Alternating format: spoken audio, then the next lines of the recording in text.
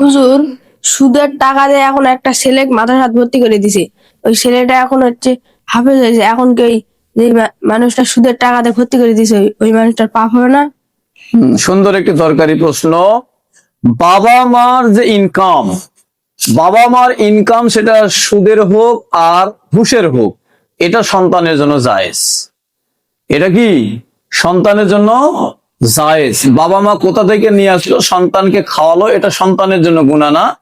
বাবা মা যে সুদের সাথে সম্পৃক্ত হলো, সুদের লেনদেন করলো, এটা বাবা মার গুনাহ হবে বা বাবার গুনাহ হবে।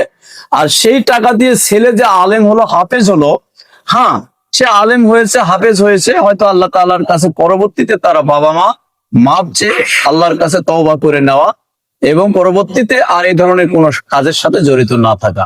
সে হাফেজ হয়েছে, আলেম হয়েছে, এর দ্বারা সে অবশ্যই সওয়াব পাবে, সে গুনাহ থেকে বাঁচবে এবং পরবর্তীতে সে তওবা করে নিতে হবে। আর যদি তওবা না করে তাহলে তার গুনাহ। বসেন।